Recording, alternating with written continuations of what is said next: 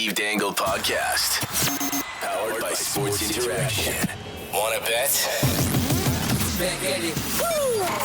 Steve P. The Steve Dangle Podcast. With your hosts, Steve Dangle, Adam Wilde, and Jesse Blake. Hello, friends. Hi. And welcome back. Now, today is a bit of an interesting show because not only are we dealing with a sick Steve Dangle who has strep throat, and I don't know if you know what Steve does for a living. It's yell. Yeah. So we are gonna have a little bit of a shorter show today. Wednesday or Friday will be a bit longer. The other thing that happened before the show today, Jesse. Yeah. What happened? I half forgot this happened. Oh my God. Internet. Sometimes you're right. You can see he's really learned. Yeah. Sometimes the internet is right. I've heard it in the YouTube comments before.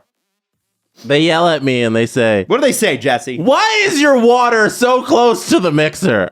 And I always tell them it's not as close as it looks because of the lens, and it's a little further than it is. But It's like a whole 6 inches. it's a whole 6 inches today because before we started, I did indeed knock my water and it fell onto the mixer, and we had to go get a new one.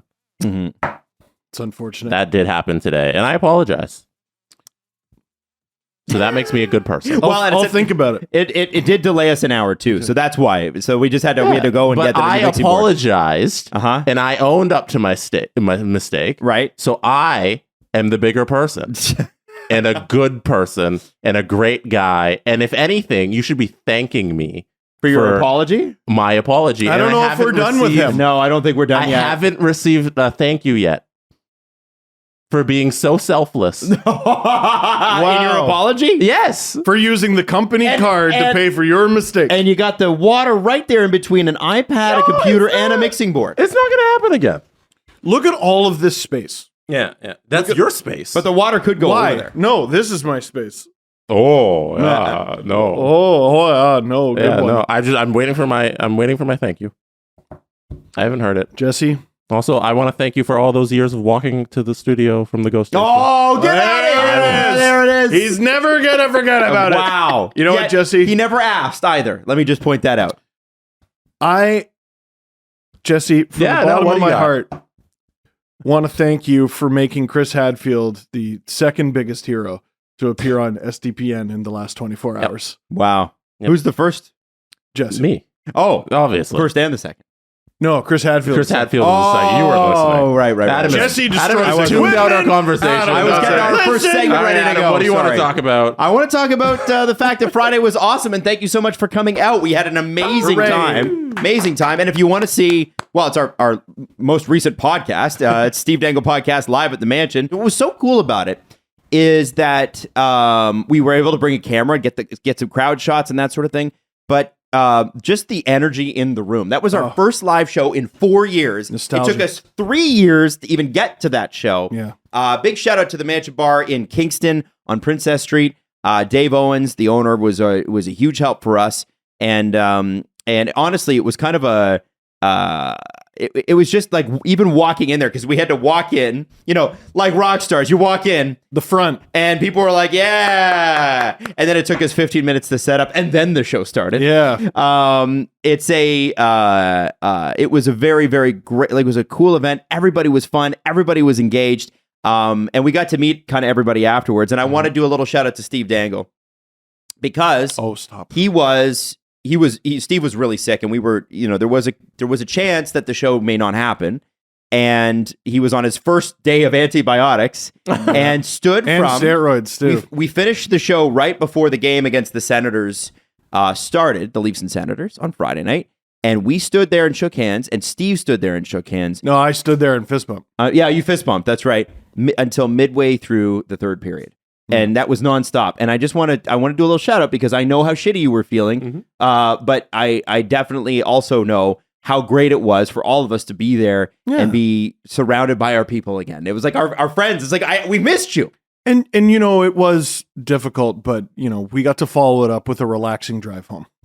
Oh man! So this is okay. Let me just, from my perspective, here's how it went. So we were going to stay over there in an Airbnb, and we thought Jesse and Steve both kind of looked at me at one point in the night. They're like, you know what? I think we'll drive home. And I was like, okay. Yeah, it was like 10:30 and we could be home by like 1. Yeah. Yeah. So I was like, okay, well. So I just jumped in my car and left. Yeah. But Steve and Jesse took a little bit longer than I did for whatever reason. I'm not I had to really get gas and windshield fluid. We were filming the LFR and then... Oh, that's... I was there for that. No, but you left right after we were done filming and we still had to send the video and do all that stuff. okay.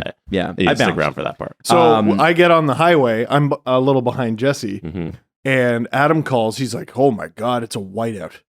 It's absolutely horrible out here. And I'm like, well, that's strange. It's a bit windy, but there's not a flake on the ground. And then I drove for about 10 minutes. And it was holy a whiteout. shit. Mm-hmm. That is, it's either the worst or second worst storm I've ever driven through. What was the worst? It was, oh my God. It was, it came down really hard and really fast. And like the highway it was like 2 or 3 times as caked up as our drive was. It's just our drive was so much longer. And it was wind. So what we had blowing snow, and I couldn't see more than a few feet in front of me. So what you do then is you just tuck in behind an 18-wheeler. That's what I did. I was telling Natalie when I walked in, I was telling her about the drive and everything. I was like, we all found our 18-wheeler trucks to just drive behind for 45 minutes. Doing 40 to 60 kilometers an hour for at least an hour. Now, I want to say that I have an F-150. That's what I drive. Oh, Steve and Jesse. Look Steve at was in this a guy. Mazda. You're in a Mazda 3. And Jesse, you were in a Kia whatever. Yeah. A Kia tiny car. Yeah. And they made it. And I have to say, you guys made it. Like what I was saying is like 2:30 in the morning. I know, and Yeah. I haven't white knuckled it like that in a long My time. arms were sore the next day. Oh, I bet. It's crazy. But so Jesse called. I'm talking to Jesse, and he's like, "How bad is it up there?" I'm like, "It's getting worse." And he's like, "Man, I'm gonna pull off the highway." He's like, "Hang on, let me conference in Steve." So he conferences in Steve, and the three of us just chatted all the way home for an hour and a half. 2 hours. Yeah. Well, I pulled off at an hour and a half yeah, because I you got home before you before guys. us. But I'm just talking to these guys about how the show went. We were just talking about SDPN stuff to keep we're focused, but keep us awake, keep our mind off the road, everything. Yeah, I pulled over at one point and took a break because it was too much where I was coming from. It was intense. And I couldn't. I lost my truck for a little bit, and the 18-wheeler I was trailing, the worst. and it was just too much. So I pulled over for like 30 minutes, and then you got ahead of me eventually, and then I was last in line. I was looking at our call log, hour 54 to Adam.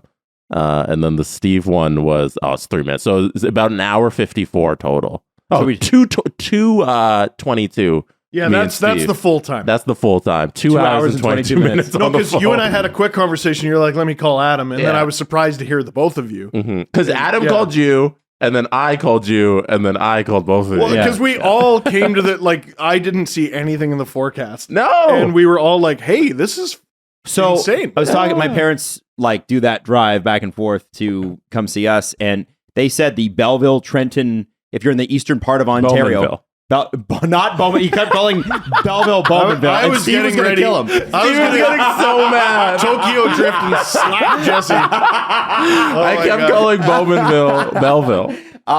No, the opposite. No, I know what I said. oh my God. The Belleville Trenton spot apparently is always bad. So if you're from there, shout out to you because that's a tough one. I also want to show out these guys because like I said, I brought up the truck that I drive for a my reason. truck.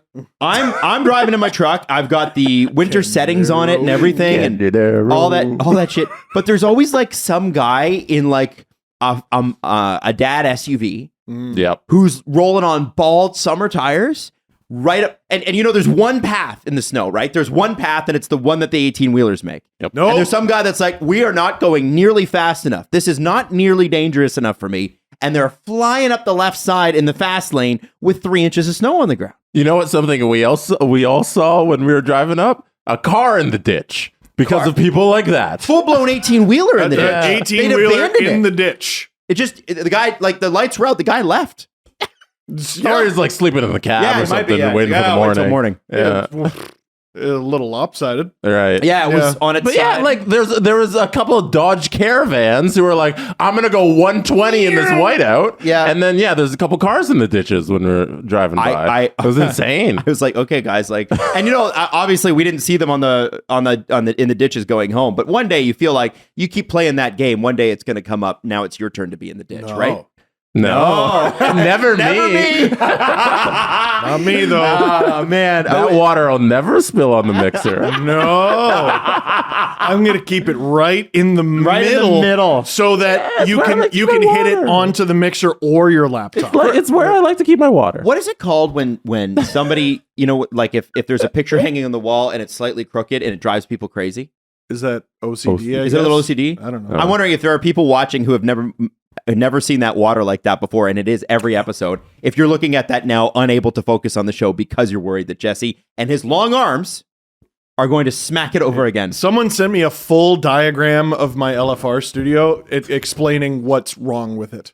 Like, What? because things are slightly offline or whatever. And I'm like, I put all those nails in. No, I'm not fixing Wow. it. So you deal with it. So were they bothered by was it an OCD thing? And they were I bothered by it? gotta find it. I gotta find it. that's because nuts. We should and it's run like this through on the highlighted show. in different colors, like based on what is wrong with it. No, we're going through this on the show. That's so funny. I would Yeah. love to check that out. Well, like, it's not meant to be. The room is not meant to be exactly symmetrical. It's meant to be sort of a mosaic of all this cool if shit. symmetry, but if symmetry is possible, then why not? Well, For certain people, because certain people want a mosaic, they want it to be splattered, and then other people are like, no, everything must be organized, and it's usually no, it's hardcore. You're hardcore one way or hardcore the other way. not me. So there is a symmetry that it's built around, Okay. and then it's chaos around the symmetry, and just I gotta find it. You do have to I find. gotta find it. I want to know. Yeah. I want to know. don't do it right now. We'll lose you. Got it. Yeah, no, We'll it's lose not- you like Nylander on a day off. That's right. Not today's Nylander show. get lost? Yeah, if you give him time off, he might just wander into the woods. Yeah. See him Might again. get his hair braided and get prosciutto. What is you doing, baby? Okay, so before the game, a lot of people sent me this, and I appreciate it. Now, when Derek Jeter retired, they made a special thing for Derek Jeter. What was it, Steve? A special word. Retupect. So it was respect, but was it the S or The S was a 2. was a 2? So it just like Because Jeter was retupect. number 2. Yeah. So they had hats that literally spelled out retupect. With Duncan Keith, when he hit 1,000 games, what did Chicago do? Dick. It was just a D1K, and it literally spelled dick. Dick. And then you see what Tavares did last night, or what they did with Tavares, Yes. and you realize how easily avoidable Dick was. What? It's just, I was hoping we could make fun of it, but I couldn't think of anything. It's JT1K. It's so, Delightfully John Tavares. yes, I was going to say boring. Yeah. Here are his initials. Here are how many games he played. Enjoy the game. Kale salad, enjoy. Yep. Kombucha fucking keg in my house. It's a thing he has. Does An he have a actual- kombucha keg? Yeah, didn't we talk about that? Maybe we did. I've forgotten that. I waited for months to reveal that. So the Leafs they're jokesters, right? So at Media Day, they kept referring to like Tavares and his love of kombucha, and just, oh, for Christmas I would get him kombucha. The guy, he already has so much of it, but blah blah blah. And then a couple of them, I want to say Bunting was one of them, said he had a tap No. in his house. And I'm like, okay, yeah, sure. And like, you don't know where to go in that moment because the kombucha tap is not in your notes, Right. but you want to follow that path. But you're also like, do I take him seriously that he said that? And then someone else said it. I think it was Mark Giordano, who is very much the opposite of Michael Bunting. Right. And Pretty serious. He's Straightforward. very serious. I told you that. That means it's true, doesn't it? You know? When he says it. Yeah. And so Tavares comes in. Mm-hmm. And I go, do you have a kombucha keg? And he's like, yeah, no, that's true. He has it in his house. Now, let me ask you this. Do you think that he finds anything funny about that? Because it's a little funny. a little embarrassed. Was he embarrassed? Slightly. I mean, he loves kombucha. I wouldn't be loves embarrassed. it, I'd be though. like, hell yeah, I got a kombucha. I'm John Tavares, so I can do what I want. What is the point of having $77 million? Like, you're not just like, what do you do with all that money? Oh, I buy all organic fruits. No. You got to buy some silly things. We already know he shovels his driveway. He doesn't have the heated one like McDavid. So what do? You get your favorite drink on tap. Absolutely on tap. If I had $77 million, I would do the same thing. Why not? Why not? I wondered though. I know there are companies that go in and clean bar taps, and the reason you get really bad hangovers from pints is the bar that you're going to doesn't clean their taps. A lot of those people that like you don't want to know how the sausage is made. Oh. They will tell you that you don't want to know how bad some of the taps they're seeing are. And I'm wondering with kombucha, I don't know if it's sugar in it, but it's fermented. So I'm wondering how, you'd probably have to clean those taps. Yeah, but he has $77 million. Who's you? He's got a tap. I have $77 million. Well, if he's doing his own driveway, I'm sure he's doing his own taps the too. Kombucha Tap Company comes in, and and you've never heard of it because you don't have $77 million, and neither do we. So they come in and they clean it, and they say, "Here you go, John Tavares." And he says, "Thank you. I'll give you your money for your services." And they say, "Yep, okay." Red foot, haha. Yeah, but the Blackhawks could have just as easily done DK 1K. Yeah. And we wouldn't have been like lol dick, but they chose lol dick. Yeah. JT 1K. It's perfect. Part of me wonders if they were sort of feeling themselves at that point. I wonder if they did that on purpose now, and probably now they wouldn't do that. They should have had shirts that said big D1K energy. Absolutely. And Absolutely. And just completely straight no sold it. No, it's because Duncan Keith, he brings that big energy. That's right. And everyone would have bought it and just have these big dick energy shirts at Blackhawks games. And now they don't have it. Now they don't. We didn't miss for the parts of the game that we did miss on Friday. The Leafs laid an egg. It was terrible. Ottawa always plays them hard and usually beats them. I don't know why. Yeah, that's a rare game where I go, yeah, it makes sense. You played like shit though. Yeah. Yeah. Like with the Murray thing, that was very confusing. I still have a shaky grasp of exactly when they found out. So that was Murray kind of the wasn't main playing. controversy to even talk about from Friday night, which is Matt Murray. Ankle injury. Yeah, but he was sitting on the bench. But if Samsonov had gotten injured, they would have gone to an EBUG. Which I don't even know if that's allowed. So the rules with EBUGs, I don't know if they've changed it. But I want to say, oh God, who was it? I think it was was it the Panthers? Mm-hmm. Someone tried to put in an EBUG to do what the Oilers did. Just give him a shot. As a cool gesture. And we are going to talk about that later on too. Oh, okay. And they weren't allowed. So the Oilers were. I think that's very interesting, but we'll move on to that. But if your other goalie is on the bench, I don't think you're allowed to just be like, we'll throw in the EBUG. I mean, you can try. It's okay that the Leafs said that. I'm curious what the league said.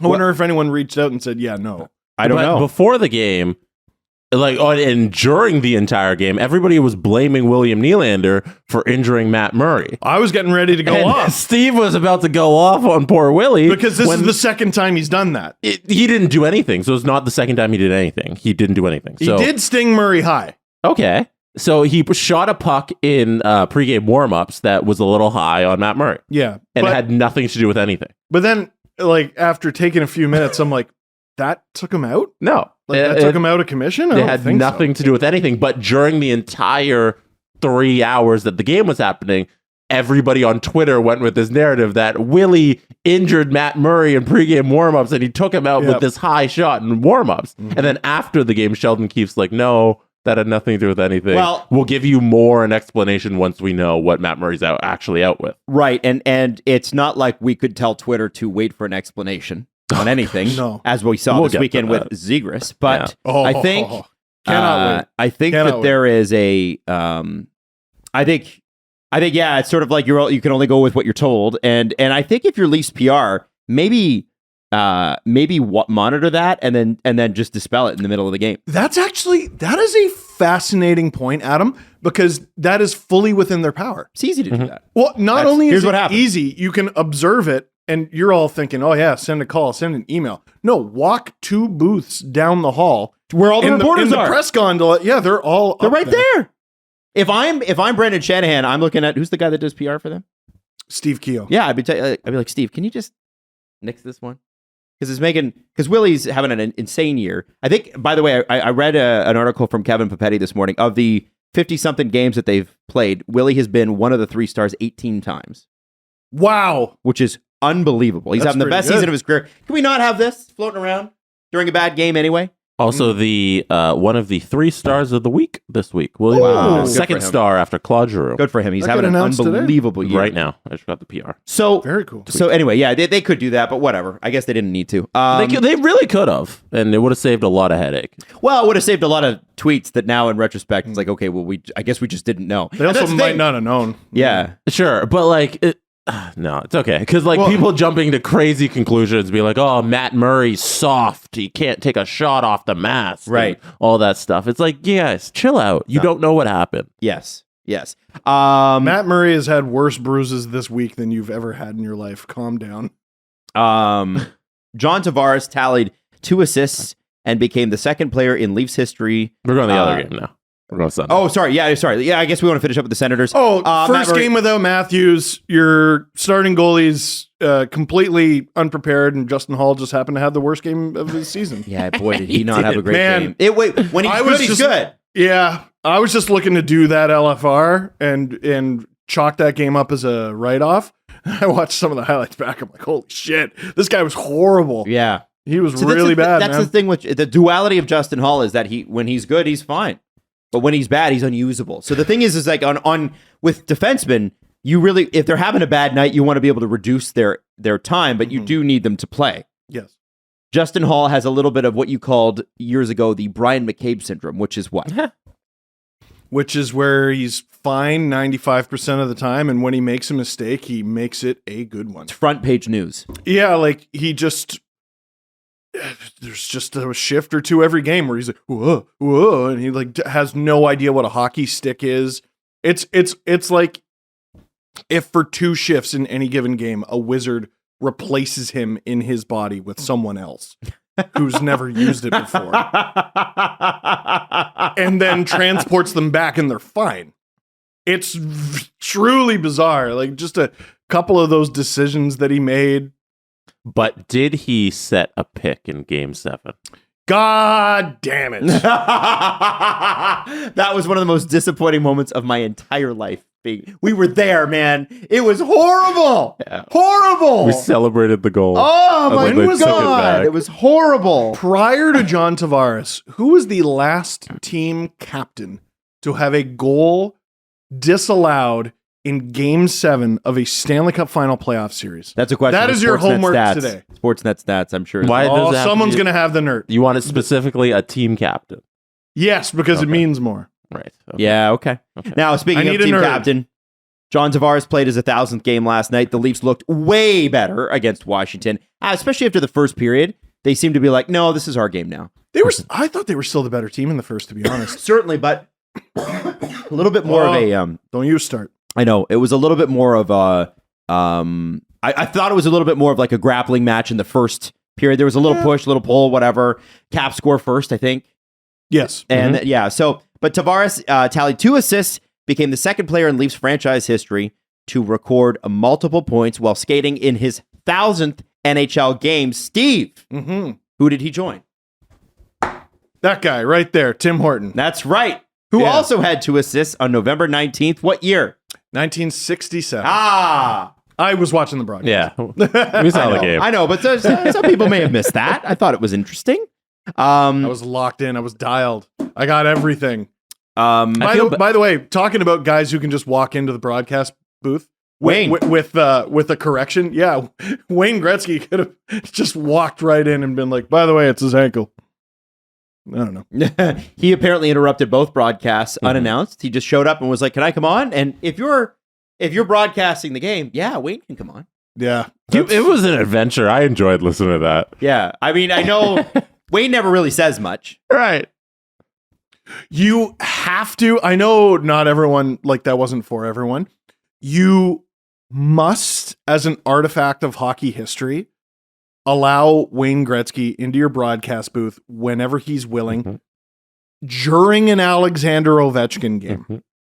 Because what if Ovi scores while he's on the mic? Then all of a sudden you're the most brilliant producer and brilliant host, and as an artifact of hockey history, you have to have And that. so they asked him about that, the goal right. They asked the fucking guy. And Joey Anderson misses one. And well, they asked That's him, the closest there was. and they said, and Wayne said it would be great for the game. And I saw a really funny tweet like, Caps fans, Wayne could be the nicest guy about it. And Caps fans are like, I live in your walls, Wayne. We're coming for you. I have that. It's a very funny tweet. Gretzky could say the nicest, most sincere thing about Ovi and how he wants him to break his record. And when Ovi scores, Caps fans will still go, fuck you, Gretzky. I'm in your walls. I hope you're pissing and crying, old man. That is from Novechkin. I feel bad for Caps fans right now, well, for the team, because like Dylan Strome, first line center, that's somebody you healthy scratched like 3 weeks ago.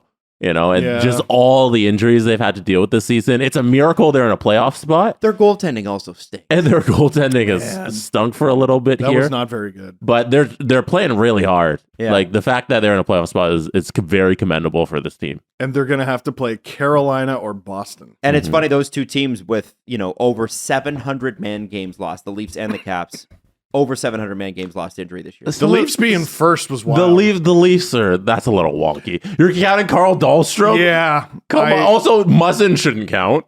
He should absolutely count. No, he should count. Muzzin was injured in June when we didn't trade him. Yeah, I know. Yeah, and then he played. The Leafs went forward like he was going to play. Yeah. Carl Dahlstrom doesn't count to your man games. That's 82 man games on day one. Dahlstrom's wonky.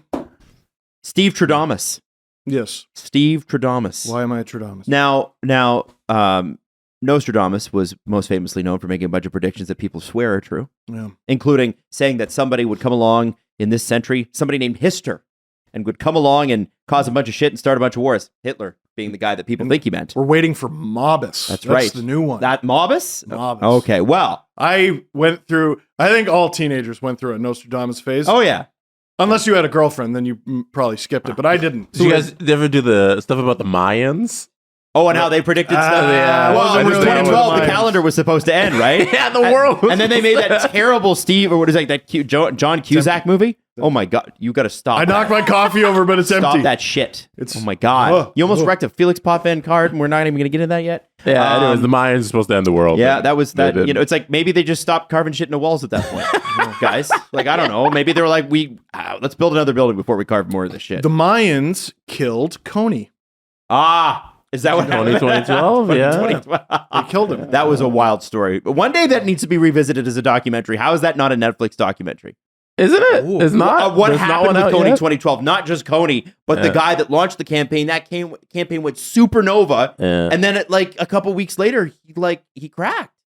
It was crazy. Oh yeah, he was like on meth or something. Bath salts. I don't know. Bath salts. Was That it was bath it. Was salts? bath salts. Yeah, it was like, And he was naked on the street. yeah, I felt on bath terrible for him. salts. In San Diego. Yeah. They made a whole South Park episode of Yeah, Yeah. that's how I know it. with a song catchier than it had any business being. Yes, they do that. Jackety, jack. The Leafs, Steve Tradamus. To get back to Steve Sure. Tradamus. No, you don't want that song anymore? I know. A couple weeks ago, Steve said, I bet they bring up Joseph Wall, who had won, at that point, I believe 10 games in a row and hadn't lost at all. That's not how that works. How did it work? It's A goalie got injured. And Jesse was like, why would they do that? Why wouldn't you have open water around a mixing board, idiot? I said that's only going to happen if we only have one goalie. They got to bring up another one. and guess what? You were saying A that thing happened. The vision. The I vision had is the back. vision. The vision's back. I think my argument was that it doesn't make sense when you have two healthy starting goalies. Why would you healthy scratch one and run three goaltenders and bring up Joseph Wall? Jesse, Steve didn't predict shit, just like Nostradamus. your mind is sounding very mundane right now, and I need you to allow yourself to see the supernatural as I have. You are the Mayans. I am. So Joseph Wall's up. Bobby McMahon's been loaned to the Marlies. TJ Brody activated from injured reserve, which is great. It seems like with TJ Brody, by the way, that they've taken as much time as possible with this because they're fine. This is the second time this season he's come back later than expected. Yeah, because he's been practicing for like 2 weeks, and they're like, might as well Probably practice. also helps the cap. Like you have enough defensemen that can just hold fort, like hold them out for a little. He wasn't on LTIR. I don't think it affects anything. No, because you accrue cap daily, right? Yeah, but he wasn't. But it only. So he's It's on affected by- IR. Yeah, he's IR. probably not. You're just too bad. You're still accruing it daily? Okay. Wow. That's weird, by the way. It should just, if you're on IR, you're on IR. But anyway. I think IR is so you can call someone up. Oh, okay. So one thing, by the way, the CJ show, which I listened to on the way up on Friday, last week was spectacular. Like Thursdays especially. All the trades that you can imagine. Today they're gonna have another one as well. And this is the CJ show's time to shine this. And they know. Oh, they know. They are. Anyway, one of the things that CJ talked about was the cap space that the Leafs have, because they, Julian's like, hey, nobody cares about this team, but what are the Leafs going to do? And CJ said that he got it a little bit wrong. I'm looking at our group chat, and he said, I was a little off on our last episode. The Leafs can add $3 million in salary right now at the deadline. So that's a $6 million player at 50% retained, or adding as much as $12 million twice retained at 50%. Yeah. Now that is incredibly unlikely. Like, let's say there's a player with $12 million. You got to find a team willing to retain $6 million, and then another one willing to retain $3 million. But if they're on an expiring deal, it doesn't seem so hard. Exactly. But the also the big fish this year, Meyer, I believe he's around 6, maybe exactly 6. Horvat is under 6. 5.25, is it? It's 5 something. 5.5. 5.5. Yeah. So basically, the Leafs have pretty much exactly enough to go out and get one of the big fish. But that's the problem, though, right? Exactly one of them. Is that enough? Do we want them to go get a forward and that's it? Well, the Boston Bruins have lost 3 straight games, and the Leafs are still 11 points behind them. So you're definitely for sure playing Tampa. Last night, I don't know what you could get that is enough, but I do know this. Yeah. Nobody, the equivalent of Vasilevsky or Hedman, is available. So you may as well bolster what you're already good at, which is scoring stuff. And you might want to get more physical. Timo Meier fits that bill. He fits that bill pretty well. And man, I talked about this a little bit in the video. Like all those points. All those points dropped to the crappy teams. Like, I know it's no use crying over spilt milk, but Boston is going to have to play. Like, Boston has a really good shot at playing the team you just killed. At Washington. Yeah. Right? Whereas, best case scenario, you have home ice over Tampa. Like, that's best case at this point. If you pass Boston, then maybe you get a shot. And there's still time. There's quite a bit of time. They'd have to lose a lot. I don't know. You'd have to win a lot. Well, Morgan Riley's about to go on a heater. So. Well, yes, he's on pace for 2 goals this year. Scored his first. Yep. All thanks to Easter seals. So what's the deal with that? So the Leafs very rarely get a Saturday off. But when they do their Easter seal skate, where you raise money and you get to skate with the Leafs and interact with them, and it's great. And it raises money for Easter seals, which is near and dear to my heart. And supposedly Morgan Riley, you're skating around, you're on the Leafs, you're one of the best teams in the league, you're having a good time. Mm-hmm. The kids just go, so when are you going to score a goal? Kids, man. They don't care. Kids do not care. And then he scored. Wow. So now he doesn't have to get chirped by kids. Can I tell you a quick story about how kids don't care? Tell me. Got Everly out of the bath the other day. And, if I were to say, there's days where I don't mind the way I look. And then there's days where I go, man, I have put on weight. And I was having a good day. And I got her out of the bath, and she said, Daddy, you have a big tummy. Oh. And then get this. She started smacking it and going, Daddy has a big tummy. Daddy has a big tummy. And I was like, I know that you're a child, but you're really breaking my heart right now. Kids, they don't give a fuck. No, they don't care. Leo will be sitting there having a delightful conversation, and out of nowhere, he'll just go a little bit quiet, grab his bowl and go yeet, and just fucking pasta everywhere, red sauce everywhere, and like you can barely even get him in trouble. Right, he's 2. Yes. Well, how could you? How could you? You gotta straddle the line between, okay, you're not allowed to accost this child, and also you need to convey the message that you're not allowed to do that. It's very difficult. Everly did go through a phase too where she was like, I'm done with dinner. I'm going to throw it on the floor now. And that was a problem. So we corrected that because I have dogs. Can they eat the food? Well, sure, they can. I try not to let them do it too much. Oh, Iggy, just eat it all. Vacuum? Iggy. Yeah, 80-pound dog, eat it all. Oh, yeah, I guess. Eat it all, bud. With the the playoff chocolate. situation, you're talking about Boston possibly playing Washington and Yeah. stuff. We got to watch out for Buffalo. Buffalo's, I think, is going to get one of those 2 wildcard spots. It's going to bump out Washington or Pittsburgh. Florida's not looking so bad. Florida, they're okay. They're okay. I'm more on. I great think comeback. Buffalo's a better team. Yeah, great comeback win the other night, though. I don't have faith in the Islanders because they can't score. So unless Lou's willing to do something, I don't know. But like Buffalo, to me, is charging up, and they're going to take one of those 2 wildcard spots away from one of those teams. I did read somewhere, and I can't remember where it was.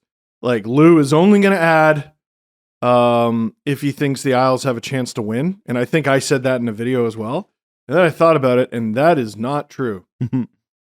It's simply not true. Well, it doesn't. Did he get Brian Boyle because he thought the Leafs had a chance to win? I think he did. He did the Brian Boyle deal to reward them for a really good year. Right. Then what about Thomas Plekanec the next year? I don't know what that was. I feel like they felt like they needed to get something. Sure. So you spend a second and 2 prospects and Thomas Plekanec. Like, I don't know. They like, were good prospects. No, I think he's just we got to stop talking about Lou like he's not just some other GM. He won GM of the year Oh yeah, Yeah. you're right. so many times. I see they have In all the 2 years he didn't win the cup, which is really the GM of the Year award, as Jeff Merrick likes to point out. I see they have back-to-back wins, which has got to be Who's that? first the time in a Islanders? long time. They're 3-5-2 in their last 10. Jesus. Yeah. Not great. That point differential for Buffalo. Look at that. Plus 20. Wow, goal differential. Sorry, goal differential. Wow. That and losing record at home. Someone please explain. They're 15-7-2 on the road. Wow. That has to be the best road record of any non-playoff team right now. Has to be. Oh, yeah. By the way, LA is now the top team in their division with a negative goal differential. They have been all year. Like, did they lose 8-0 3 straight games in I must have. October? Well, they LA were, is not the top team in the division. they were for like No, a no, minute this weekend, weren't they? The Seattle Kraken are. Oh, okay. Yeah, but they're only 1 point back. Yeah, they Yeah. were this weekend. They were. They're third. So Yeah. At one point this weekend, Were they? They were first. okay. Is Seattle... For like an hour? For an hour. They're third. in But the it was division. cool, all right? It was a cool stat. No. It was Okay. cool. No. Okay. Is Seattle going to fall off? Seattle climbs the standings. Ah, I see. well, Yep. It's a quite relevant of them.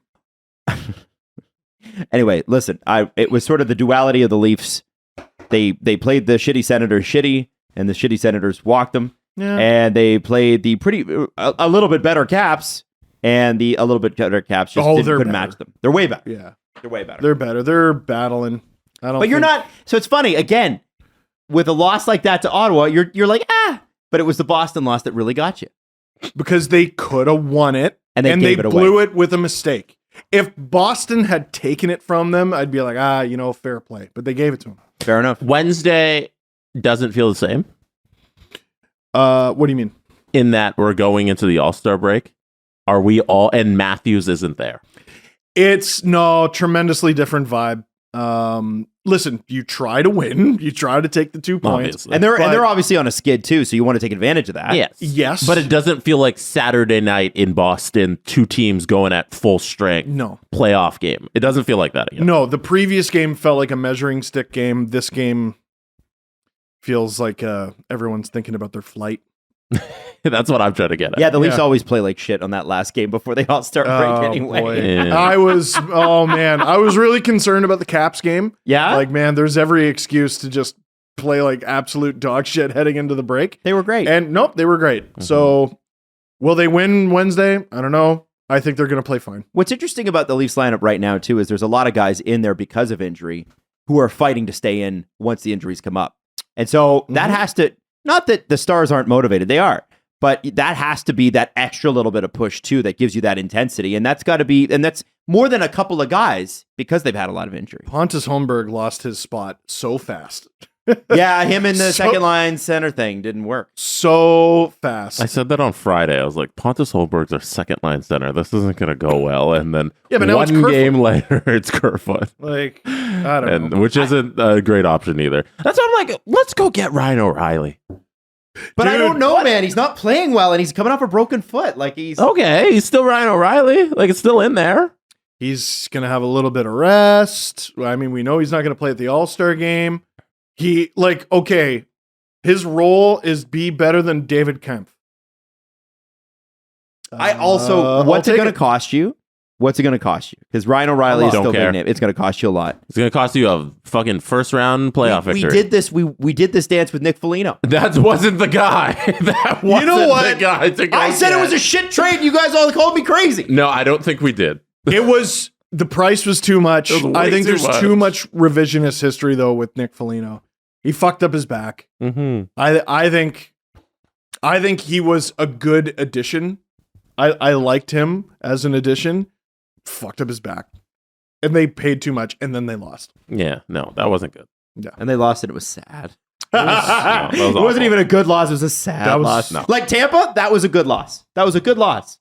I'll take it. Eat shit. I'll take it. Get that Tampa wasn't handshake a good line. It was respect. a better loss than Montreal, guys. It was better. Way Yes. better. Better, but not good. Ah. I didn't have to do a giant soliloquy on the way out. 'Cause I had to stream both games. Ooh. And Ooh. just game 7, I showed up. I'm like, all right, let's take our execution. That could not have been your attitude. You with Montreal or with Tampa? With Montreal. With Montreal. Oh, yeah. yeah. Montreal was awful. They It's were- like you, Yeah. okay, they're gonna either stem the tide or whatever the saying is. They're gonna win this game, or they're gonna do what we all know they're gonna do. Different this year. And then they did it so hard. And then against Tampa, I'm like, oh, maybe. And then it was maybe. It was maybe. From puck drop in that Montreal game, they looked so bad. Oh, Yeah. it's like this first Filled it out, 5 man. seconds. I'm like, Yeah, I was like, oh, they don't have it. Yeah. This is awful. They rode Carey Price like a pony, and Phil Deneau was unbelievable. And he got a gigantic fat contract out of it. Good for him. oh, well. Let's talk to Dave Bastel because Super Bowl bets are already on the board. Let's get into it. You can bet that with David Bastel. Brought to you by Sports Interaction. Get in the action and make a play. 19 plus. Please play responsibly.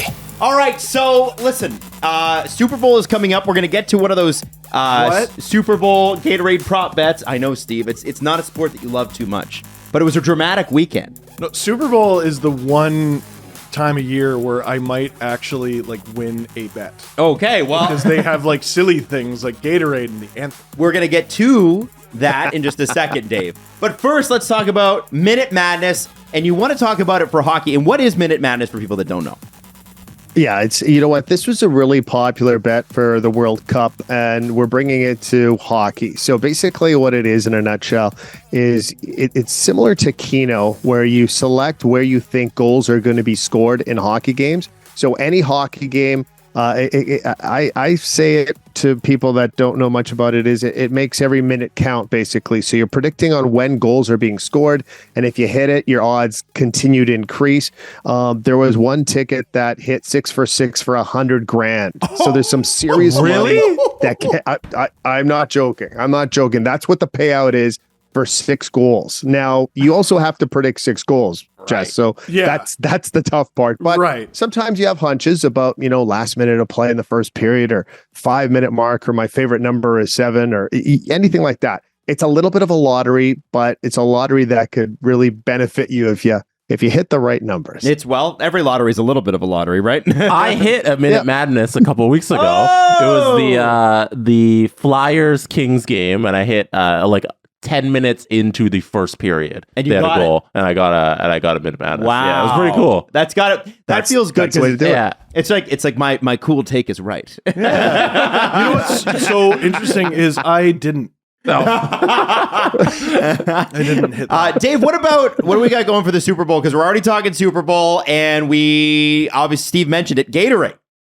Yeah, Gatorade prop. So, and Steve also mentioned the national anthem, probably the most popular type of prop that you can bet on the Super Bowl. Guessing the over/under on anthem sung, heads, tails. There's a prop on that, and of course Gatorade, which is one of my favorites. So let me throw it out to you: the winning coach of whatever team decides to win this game, Eagles, Chiefs. You get dumped on with Gatorade. What color is the Gatorade? Predictions go. Well, I think the Chiefs have got to win. And if the Chiefs win, wouldn't you expect it to be a Chief-like color? So it would be red.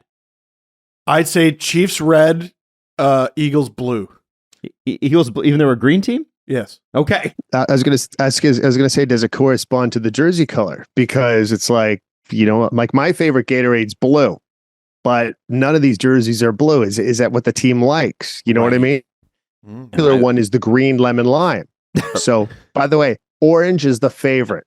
Orange is the favorite at Sports. Interesting. Okay. What would you go with? I would go with clear.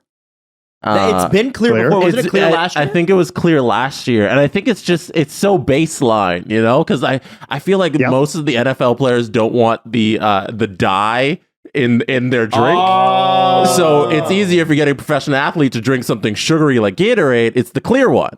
Right. So that's just kind of my line. They're very particular about it. It's so funny. The guy filling up the Gatorade before the game must be like, there's millions of dollars riding on this. Right. Whose job is this? Just throwing the powder in, right? Like, it's crazy. And you know what else is fascinating? By the way, clear. Go ahead, yeah. Clear is 5-1. 5-1. Really good odds. Really good odds. The interesting thing with the anthem is that each and every year they do a rehearsal, and if they're singing to a track, then it gets leaked. So sometimes they got to pull that bet. So I'm hoping this year they rehearse the anthem in a bubble somewhere, and like 2 people see it, and that's it. And then because I love betting on the anthem. Do we know who's singing the anthem? Chris Stapleton. He's a country music singer. Ooh. I don't know much about him. Maybe you guys might know more about him, but and I've been told he likes to show off with the final note. You know what that means? 30-second brave. You can check it all out at sportsinteraction.com/SDPN, or just look at the QR code on this episode. You can see it right there. Dave, thanks so much for your time as always, and we will see you Wednesday, sir. Thanks, fellas. Trevor Zegras. Wow. When I say Trevor Zegras pre this weekend, what emotions are elicited? What things come to mind, gentlemen? Bad guy. No, before this weekend, Jesse.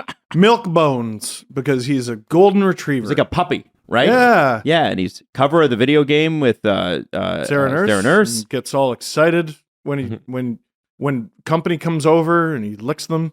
And he scored a crazy goal last year. Pees on the doormat because he's so excited. He's a golden retriever. So what happened at the game is, first off, it's the Ducks Coyotes in a battle of who's more depressing. Who won? Who knows who won the game? Doesn't matter. Doesn't really matter. Neither team is trying anyway. Who won? That's the team who lost. That's exactly it. Now, the game ended 2-1 in overtime for the Anaheim Ducks. I know because I think it was. Did you make a bet on it? No, I have Zegras and Troy Terry on my fantasy team, and one of them scored the OT winner. I forget which one. Oh, so I got a game-winning goal plus a goal. I was about to say, man, I like to sprinkle, but no, I wasn't betting. Even $2 on that game. Hey, this comes from the guy. Adam, do you know this? No, I don't know. Steve, not watching, middle of the night, bet on the Australian Open. And he's telling me not to bet on a hockey game. You bet on the Australian Open? Yeah, I could win an easy 40 cents. Do you know the tennis players you bet on? Absolutely not. Do you remember their names? No. I did it twice and have not done it since. Don't throw stones in your glass house. You know what? That's fair. That's true. That's absolutely fair. Thank you. Mm-hmm. That's absolutely or in stuck to $2. In Jesse's case, your glass full of water. Hey. So Trevor Zegras before this weekend, universally liked, seemed to be the Ducks' kind of main hope until Connor Bedard shows up, if he shows up. Yeah. Remember, they're not tanking though. NHL teams don't do that. According to Teemu Selanne. Do not tank. So then there's an incident. And the incident is Zegras and Troy Stetcher. Troy Stetcher get into it, and they're yapping. And everybody's grabbing a guy. Grabbing the big old NHL collar grab. I'm going to grab your collar. I'm going to hold you back. And I'm going to hug you. Yeah. I'm going to do a bunch of that, and then everybody's going to be like, I'm going to hug you until it's not mad anymore, and then I'm going to let you go. And the refs tell you to cool it, but Zegras and Stetcher, they keep going. They keep beaking. Chatting. Stetcher was sort of the third man in. Yeah. takes off Zegras' helmet, and I think what might have got Zegras so hot is I was like, I wonder, because Zegras has that long hair, or not even long, but it's Adam Wild style hair. I wonder if he got a few locks yanked, and that made him upset. So he said something untoward to Troy Stetcher. Right. And then what happens is Zegras gets a 10-minute misconduct, but not for an incident against Stetcher, according to the NHL. Really? They said it was the other play, which was some sort of cross-check or hit or something. Really? Yeah. Did he also get 5 minutes for cross-checking? No. But he did get a 10-minute misconduct. And so he got a misconduct for... Do you have it up? Well, I'm going to pull... I'll pull up the box score right now. Sorry, I have a hard time believing that. So I'll pull up the box score, but my internet is, as usual, slow. Somebody, by the way, said to me, it was actually Lauren. Lauren Williamson from Game Over Toronto said she lived in my area for years, and she said, "Don't worry, the internet's always bad." And I said, "Great. There's no way to correct it." And she said, "No, we tried everything." And I said, "Great. Well, I'm moving soon, so that'll be great." So let's pull this game up here. My internet just got good. Did it? Yeah, finally moved to Durham region. And that's where the internet's good. That's where the internet's good. Okay, I'm pulling up the box score right here on sportsnet.ca. Ooh. Now, this heated discussion kind of really took over the game, and I'm going to look at the penalty summary. 10 minutes, Zegras for misconduct. But is there anything associated with it? No. Okay. So along with him, Adam Henrique got a 2 minutes for a high stick. Zegras got 2 minutes for roughing. Then he got a 10-minute misconduct. And then Barrett Hayton also from the Coyotes got something. So Stetcher got nothing. So that's usually... 2 and 10 is not unheard of. That's just usually reserved for like... Chill the fuck out. Yeah, like the end of the game, or I suppose the end of a period or something. You just want to get control of the game. But this is at 13:37 in the second period. Right. So decidedly not the end of a period and not the end of a game. Yeah. So he continued to play after this. Yeah, Well, yeah, in the he third. came out of the box and he played the rest of the game. Scored a But goal, too. It was clearly something that came from the Actually? scrum, right? They he scored the OT winner. Remember? We've been through this. Oh, 2-1. my bad. Yes. Sorry. We're all over the place. I'm not 100%. But yeah, it's the misconduct came out of that scrum. And people Let's be honest here. People were asking about, well, he must have said something to get a 10-minute misconduct. So then the camera was, because the cameras are so good now, you can zoom in on the player. So there was a bunch of people that lifted that from the feed, put it on Twitter, and started guessing what they thought he said. And there was a point, too, where Zegras is like waving his finger in the air. So the worst case scenario here is what became the story. So I only want to repeat this because it's the worst case scenario and it's since been denied, and I want to be clear about that. So what were people saying? Well, so this is all over Twitter. I'm sure most of you have seen this by now, and if you're not on Twitter, you haven't seen it, in which case, good for you. But people are saying, I think it's the Coyotes' dad's trip or something. But Zegras basically said, like, careful, your parents are watching. Mm-hmm. Now, the reason Stetcher would be so upset about that is his dad passed in 2020. So people... On Father's Day due to complications of diabetes. Oh, my God. Yeah. Okay, That's I tragic, didn't know yeah. that. Holy my God. Yeah. So what people are saying is Zegras, knowing that, said that to get Stetcher's goat. Mm-hmm. And my thing since I heard that accusation, listen, if it's true, it's true. But that is wild. Like that is like, you need to appreciate how serious of an accusation that is. And if it ends up being true, I'm sure I'll get dunked on, whatever. I don't care. But you need to be sure of that before you staple that letter on someone. Well, and I think, you know, a lot of people said, "Oh, I can see him saying that," as though there was a lot of like, what does that a mean? lot of fantasy lip readers on Twitter. What does that Yeah. mean? And I think it's important. It's important that, you know, I understand speculation and we speculate on things and we comment on things on Twitter and stuff like that. But it almost became where you had legitimate reporters going in and going, "Yep, sure looks like that to me." And it reminds us, as Toronto fans, let's make it about the Leafs, of the Morgan Riley situation, where he said famously on mic one of those mics hanging down on the ice, rag it, as in rag the puck. Yeah, I was at that game, so I didn't know the controversy was even happening. Oh, okay. And then on my train, I'm like, Morgan Riley did what? But it sounded like the words that rhymes with rag it, which I'm not going to repeat. Yeah. And so Craig Morgan afterwards threw the Coyotes. And why would the Coyotes lie about this? I don't know. He said that what people had said, and I'm going to bring it up here, was not true.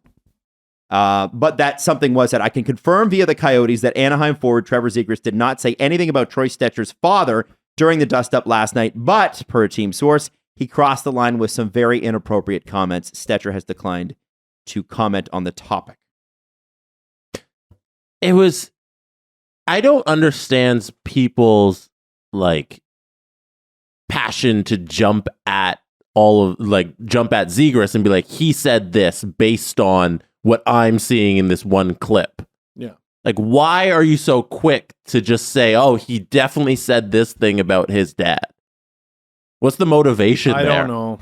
And if he did say something, let's say homophobic, for example, he would be punished for that. But by the way, there's procedures for that.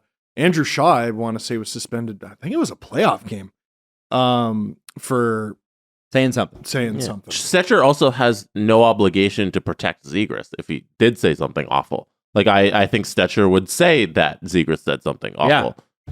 Yeah. So I guess, I mean, NHL teams do, on the other side of that, they do sort of protect. But at the end of the day, on this one, I don't see why Stetcher would. That's one of those things that should be, if he said that, that's a punishable thing to say. The Coyotes have no motivation to protect a player on the Ducks. No. He's going to come out and say what he said if it's punishable. Yeah. Here. I don't know. By the way, it is hockey and they make inappropriate comments all the time too. And I'm not trying to say that, because not all inappropriate comments are the same or weighted the same. Equal, and yes, you are going to cross the line. You're going to see NHL players cross the line every single game. So if you're expecting in a high violence, high contact sport that people aren't going to cross the line with the things they say, they are. Yeah. The reason, but I'm not. But I want to say this. Sure. I think it's really important because there are still people today that believe he said what he said, and I think it's important that we all acknowledge that we don't know. Right. It's okay to not know. Yeah. It's okay. I'm not saying he did, but I'm not saying he didn't. Why can't we all be unsure of anything he said? Why can't we just all say, hey, I don't know what he said, instead of being like, hey, he definitely said this because I can see it on this Twitter clip. I know enough about this situation to confidently say, if you did correctly guess what he said, at the end of all this, you guessed correctly. You didn't know. You guessed correctly. There's a big difference. There's a talk about that. That's a very interesting point. Well, I don't know. You read correctly. This is what I think he's saying. Yeah, and that's it. But we've seen this a million times, and the NHL is not gonna suspend someone or fine someone from lip reading, and there are examples of this. I don't know. I don't know how to feel about this. There's a reason I'm fizzling right now. I don't know what was said. Here's what I'll say. I can't fault you for assuming the worst. Given what we've seen from some NHL teams in the last 18 to 24 months, I get it. I totally understand it. I suppose. I don't know. However, what people were doing was they were saying Trevor Zegras definitely said this, therefore I don't like Trevor Zegras anymore, or therefore he's a bad person. Yeah. And then when Craig Morgan did come out with the report, they're like, well, he obviously said something that I wouldn't like, so I still hate him. That is awful to do to someone. And we also, don't know. You could have a question mark, an asterisk, whatever, and be like, I'm suspicious of Trevor Zegras, but to be like, well, I'm writing him off. Guys. Yeah. Come on. We've all said shit in anger that we regret and that we should never have said. Yeah. And obviously, if it was something that was horrible and bad, believe me, NHL head office knows what he said. Yeah. And if they felt, I can guarantee you, Gary and Bill know. And if they felt like they need to make an example of this guy, they would. You're forgetting the interesting wrinkle of Brad Marchand.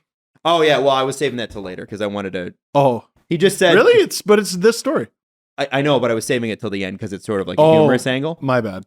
Sorry. And I think so Brad Marchand tweeted at Craig Morgan and said, "Shut your pie hole, Craig." I have no idea what prompted that, where that came from, if they know each other. Just joking, and I think they know each other. Reporters know players that go around the league and stuff like that for sure. I've always known Craig as a Coyotes reporter. I don't know if he did work in Boston. I don't know.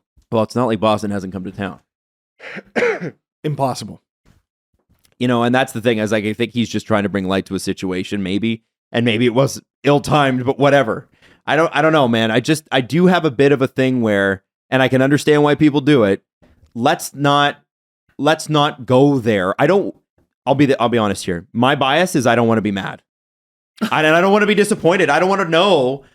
I do want to know, but I don't want these people to be bad people. I do want to know when they're doing shitty things. And I don't think necessarily one comment makes you a bad person. It just means you fucked up. Multiple actions usually necessitate that it's a personality trait. And that's the other problem that bothered me, is that what has Trevor Zegras ever done before this? Yeah. Other than be, no, seriously. Yeah, no.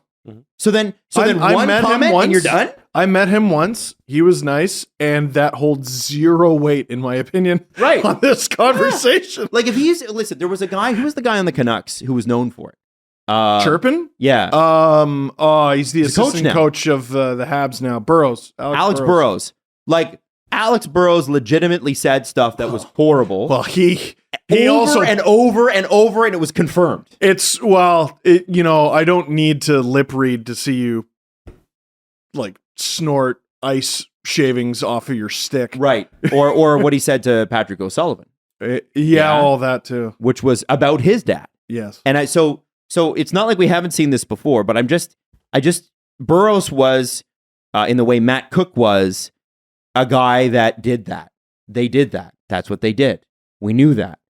I have never seen this from Zegras before, and I'm hesitant to go, well, fuck him now. Even if he was that guy, that's such a wild thing to accuse someone of saying. Mm-hmm. Like, it's a monstrous thing he's being accused of saying. And if he said it, he deserves all the shit in the world. But we have no idea. We have no idea. Yeah. One way or the other. So anyway, if it seems like the story dies here, but there you go. It was. It doesn't die here. You don't think so? I think the story's done here. I mean, I hope so, kind of. What else is there? Stetcher won't talk about it. Zegras is not going to talk about it. It dies here. Dies on the table. No idea. And you will not. And here's the thing: you have no idea, and we won't know until somebody comes out with it years down the road. Yeah, I don't know. I can't have a passionate opinion about this. I just don't know. How about this? Can you have a passionate opinion about Connor McDavid tying Steve Yzerman 7 straight years in a row? 7 straight years is all I needed to say there. First guy since Yzerman have 90 points in 7 years. 7 straight years. Wow. And Yzerman did it from, I think it was 85 to 93. And 2 of those seasons were cut short. Yeah. Wow. Yeah. Wow. And that's 90 points in 50 games. Oh my God, that's so goofy. Like it's like your brain can't, especially us kids that grew up in the dead puck era, you can't function. Do you know how many goals Connor McDavid has right now? Probably like 18. No. This year, remember, he's got a lot. Remember he said he's going to score this year? 32. What's your guess? How many games has he played? 50. 26. 32. He has 41 goals. What? I was like trying to undercut because I didn't want to. Damn, I didn't know it was like that bad. That's crazy. This is the problem with Connor McDavid, is he's so good all the time that he like, it's like uploading too much content. Like McDavid cannibalizes himself. Mm-hmm. It's just every night. There's no more better spent money than in hockey than going to see Connor McDavid. There isn't. He has 41 goals. Does he have more assists than goals? Yeah, he's got 51 assists. That's dumb. That's stupid. Ridiculous. You mean to tell me, like 5 seconds after the All-Star break, he's going to hit 100? Yeah, 50 goals by like game 60. He's going to have like 50 goals and 120 points before the trade deadline. What was Matthews last year? Exactly 60 6-0? goals. Yeah? Yeah, exactly 60. McDavid probably passes that. I think so. Probably crushes it and it barely makes headlines. What's the modern record? What was Stamkos? No, it's Ovechkin, 65. 65. He could do it. He could totally do Ovechkin, it. I want to say had. Sorry, Stamkos. I want to say had 62 or 3. He's 2, I think. 65 is gonna be close, but he can get there. I don't think it's going to be close. I think he'll crush it 70. if he stays at this pace. 70. Crushes it. Yeah, I think he gets there. You think he's going to go to 70 goals? Yeah, We should get Dave I'm just Bassel going on to the say, phone. I'm going to say, Dave, what can we do? I'm going to text him right 70 goals. Here, click. I want to see his game log. Like, I want to see, like, is he heating up or slowing down? now. He's 41 and 50? He's 41 and 50. Yeah, can he do 70 goals this year? What's he got in his last 5? Last 5, he's got 4 goals in 5 games. Come on. Points, 1, 2, 3, 4, 5, 6, 7, 8, 9 points in those 5 games. He's shy of 2 a game. He is. That's a mutant. That's a mutant. He every week he's in Steve's hat picks, and me and Nick constantly have the conversation. Me and producer Nick constantly have the conversation of moving the goalposts for this guy. Mhm. Like, what he needs to do needs to be so Herculean. What he needs to do to get into a highlight pack needs to be noteworthy for Connor McDavid. You know what I mean? It can't just be Yeah. noteworthy. There are other Interesting. guys who we get in there who were like, they're probably never going to do this again. Engvall had a great shot last night. Let's put that on. End to end, throw it in. Yeah, yeah. You know, throw this in, throw that in. McDavid, when I was at Sportsnet, or started at Sportsnet, I should say, they hammered the comment section of our YouTube channel with enough of this McDavid crap. And I am here to tell you, we did not inundate you with enough McDavid crap. We should be inundating you with so much more McDavid crap than we do. There should be a McDavid's hat picks once a week, and then an everyone else hat Why don't picks you just once do a that? week. We should do it. We should do it, and it can be 10 minutes long. Yeah, easily. And sponsored by friggin' this year's McDonald's McDavid thing or whatever. There you go. I'm coming up with content ideas right here.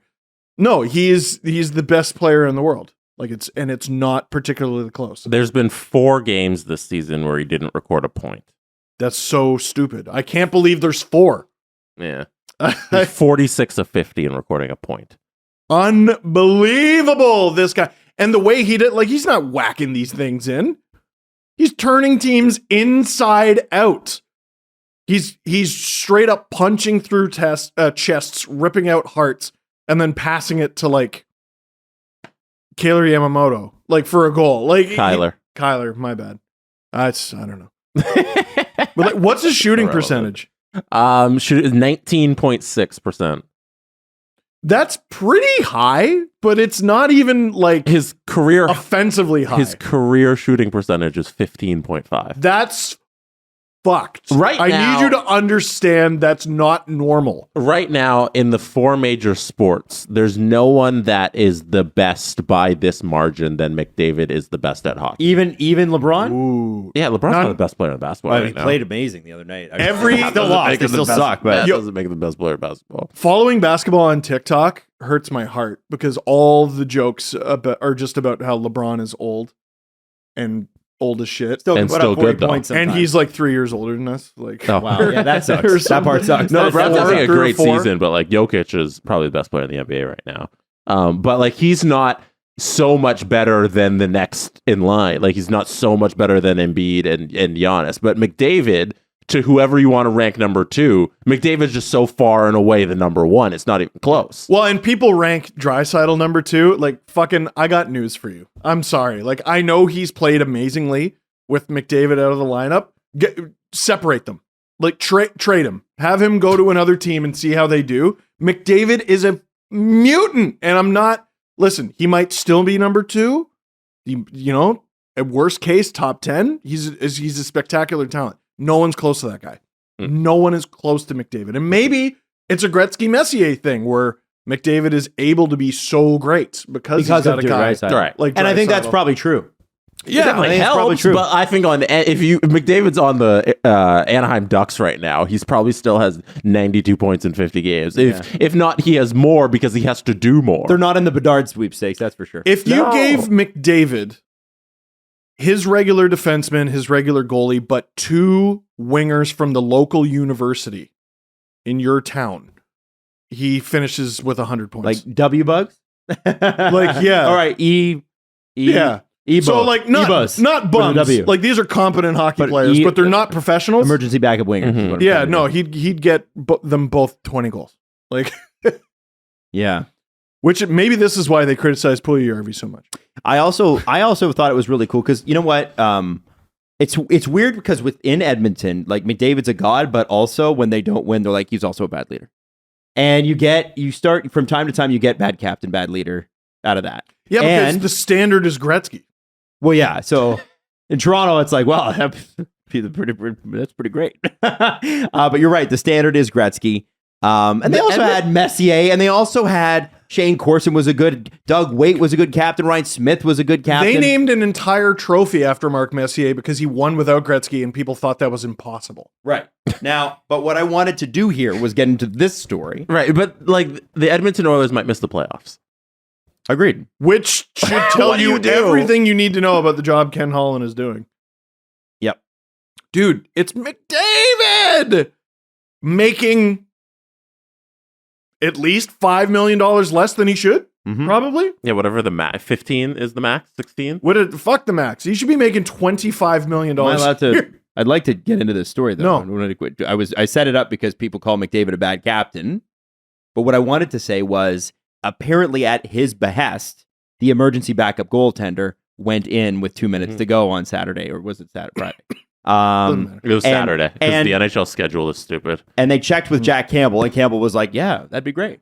And Jay Woodcroft then had to clarify and say they meant no disrespect to the Blackhawks. And then Mark Spector had to go and check with the Hawks, and the Hawks said, "Yeah, we understand. There's no disrespect meant there. It was just a cool moment for a guy, and we were getting blown out." But there's a bunch of 7-3 people. when he went in. There's Yeah. even a bunch of Oilers fans. 4-goal cushion with 2.5 to go. There's a bunch of Oilers fans who are like that. No player is going to want to come to our team if they're going to like disrespect like that. And I think they were talking specifically What? about Taze and No, Kane. but those are the fans. Oh, shut your those are bad. face. Those are bad fans. Yeah, no, I just thought it was a really Nobody's cool moment. thinking like that. Like It's a cool moment. It's a Yeah. cool moment. no those player are bad fans. is going to want to come to our team that dominated so hard they let some random play goal as a nice gesture. Yeah. Shut up. But I also want to say I think it's cool that McDavid would even think about that. Yeah. The guy should be just you think about a guy not in a mean way, but he's like focused on his shit. But he was but he saw this emergency backup come in. The guy was like studying for a psychology exam an hour before they called him, and he's like, you know what, just throw him in the game. It'll be fun. 2 minutes to go. I think that's cool. And I'm glad they allowed it to happen. I again talked about this earlier. I don't remember which team it was, but they tried to do something like this. Maybe it was the Dallas Stars. Mhm. They tried to put an EBUG in, and they weren't allowed because your goalie needs to be hurt. Right. Right? It's the whole E thing in the bug. So, but the Oilers were allowed to do it. And you know why? Because it's cool. Who cares? A couple of fun things about Matt Berlin, the emergency backup goalie. He's first fun thing. He's the third string goalie at the University of Alberta. Wow. They Amazing. didn't even get the starting goalie at the U of A. They got the third string goalie. He signs the contract. And him and Stuart Skinner are good buddies. And Stuart Skinner is the one who got sick on Saturday and couldn't back up to Jack Campbell. So his buddy goes down because they played hockey growing up. So his Right. buddy Oh. goes down, says, "Hey, you're signing as the EBUG in Edmonton." He gets to go play for his buddy's professional NHL team. Gets into the game with 2 minutes left. I love that. Yeah, I it was love pretty that. What a cool. great fucking story. Yeah. Matt Berlin's hockey DB is hilarious because it's like WHL, AJHL, U of Alberta, NHL, U of Alberta. I think that's cool. Yeah, I love that. It was a really sweet moment for Matt there on Saturday.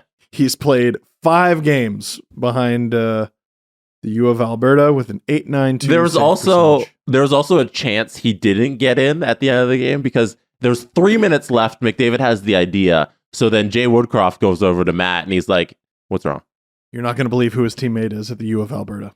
No. Jake and Smallwood. Oh, no way! Wow. The team's second leading scorer, Jake and Smallwood. That's Oh, cool. wow. That's cool. Jake's Sorry, having a nice I little- couldn't hide my excitement when I discovered Jenkins that. having a nice little career. So, yeah, McDavid goes over with 3 minutes left, and he gives the idea to Woodcroft. Woodcroft goes over to Matt and says, hey, you're going in the game. Matt's like, what are you talking about? You're joking. He's like, no, next whistle, inside of 2 minutes, we're going to put you in. Inside of 3 minutes or 2 minutes, I forget. We're putting you in the game. So he's sitting there. He's like, I hope there's a whistle. Like, if there's not a whistle, I don't get into this game. Oh, no. So they get a whistle, and he gets in the game. He makes one save, and they win. It was a good little blocker Yeah. save, but a very aggressive blocker save. Like he was like, I am going to save this. He was so nervous. Like, Who was that? Like, who took the shot? I don't Do know. we know? I don't know, but No. it was very cool. Yeah. Like very and what an amazing night. And you know, you get 2 minutes in the NHL. It's better than 99.9% of people. Oh, good for him. That's awesome. Think you know which way it's going to go? Make your bet at. Sports Interaction. Thank you. We're on the road to the Super Bowl, and Sports Interaction has you covered pregame, live betting on all major sports, and prop bets if you want to bet. Well, prop bets are our favorite. Head to sportsinteraction.com/SDPN. 19 plus, please play responsibly. This episode is sponsored by BetterHelp. Now, we've talked about this before. Winter can be a tough time for mental health. And one of the things that becomes a problem is by the time you, and this is, I'm going to speak from personal experience here, by the time you realize there's a problem, you're probably well past the point of you need to speak to somebody. It's like thirst. Yes, by the time you're thirsty. Yeah. So, you know, if you're getting that inkling, the great thing about this is you really don't have to tell anybody. You can keep it to yourself if you want to. Obviously, you can talk to people in your life, but if you don't feel comfortable with that, BetterHelp is really great. It's one of those places that, first off, you get matched with a therapist and you can talk to them any way that you want, whether it's on the phone, video chat, or just text. Any way that you want. And if you're not vibing with them, because the thing is with a therapist, a good therapist, you want to have a connection there, right? Mm-hmm. You can switch. And you're usually matched in under 48 hours, which is pretty cool. Convenient, flexible, affordable, and entirely online. If you want to live a more empowered life, therapy can for sure help you get there. If you visit betterhelp.com/STP today, you'll get 10% off your first month. So that's BetterHelp, HELP.com/STP. CJ here, along with Julian McKenzie. If you can't get enough hockey, The Chris Johnson Show has everything you need to know to stay up to date on the latest news and analysis. Chris and I are excited to provide in-depth conversations, expert insights, and a healthy dose of hockey banter. I love some nonsense too, Julian. Don't miss an episode of The Chris Johnson Show. It's available every Monday and Thursday on your favorite podcast platform.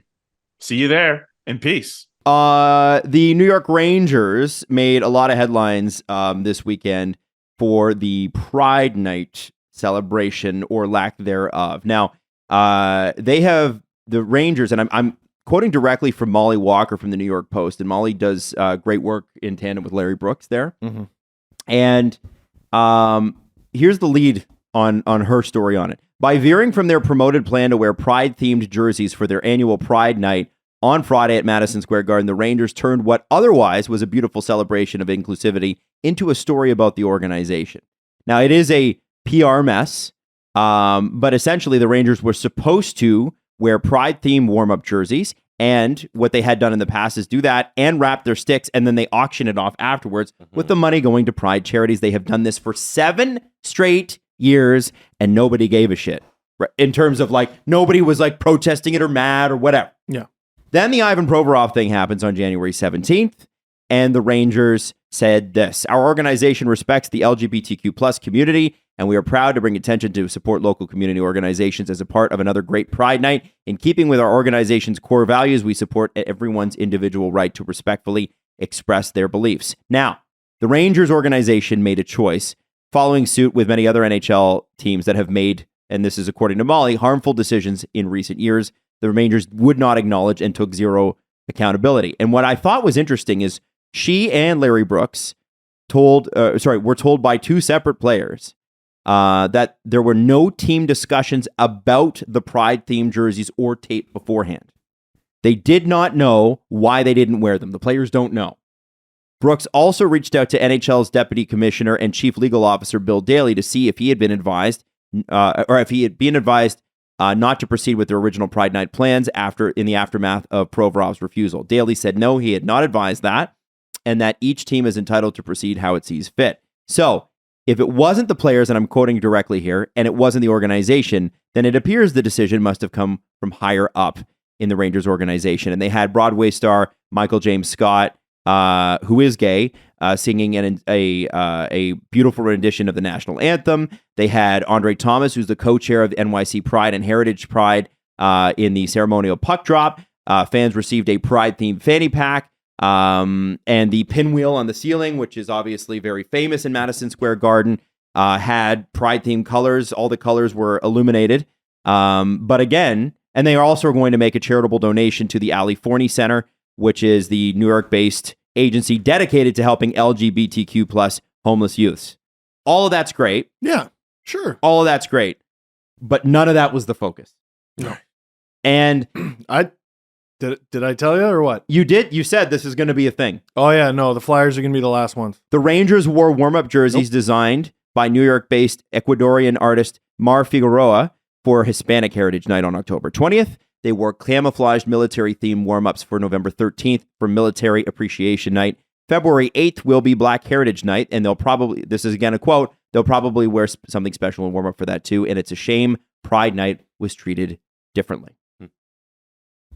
So this appears to be a potential theme in the NHL, although I hope not. I think Molly sums it up best, and I encourage you to look up her piece on it, and we shall see. And good for her for not letting it go. No, she went right after them. Sorry. Didn't even talk about the game. Rangers made it a story. Yeah. Yeah. They promoted a thing and then didn't do the thing. Why? That's good work. That's good work.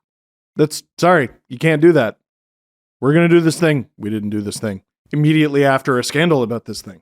And the interesting thing, too, we're going to is ask about it. As a sports reporter, it's weird because you're beholden to the organization to have access to the players and do your job properly. Mm-hmm. So a lot of sports reporters, and you can see which markets where they get a little bit, like a lot of teams are great about it, right? Whatever. You might hear from the general manager, like Brian Burke openly spoke about how he would call reporters in Vancouver and Toronto if, somebody shit talked his player and he thought it was unfair. Sure. But he would just call and say it was unfair. Now the Canucks, I think, are revoking access to certain reporters, as we saw. And in this particular case, right, the New York Rangers, MSG is a very, very powerful organization in New York. And I'm sure there's a lot of people not pleased that one of its biggest newspapers is running a story like that. And Molly went ahead and did it anyway. So shout out to her for that. So anyway, we'll see where this goes. But again, it's one of those things where the NHL, I feel like eventually we'll get there, but it seems like we're going to get there kicking and screaming. I hope so, because the Flyers have started trends. I think go backwards. If I'm going to be honest with you, I think the trend started with the Devil Rays this year. They had 5 players sit out Pride Night, wouldn't participate. In baseball? In baseball, yeah. Oh, I think that was the start of it. Yeah, I'd never heard of that. No. That was a big baseball story. I think it was in August, right? We might have been on vacation or whatever, but I remember reading about it. And to me, that was the first time that I can remember. My memory sucks. Yeah. Players actively going, no, I will not participate in this. And they all said the same thing Ivan Provorov said, which is, I respect everybody, blah, blah, blah, blah. Great, can't play tonight. There is nothing in any religion that says you can't put on a rainbow jersey. And that's, if you're wondering why people get upset about this, it's like, no, like putting on a rainbow jersey doesn't make you a part of the community. It makes you an ally of the community. If you respect the community and you respect that people have different beliefs, then what's the problem?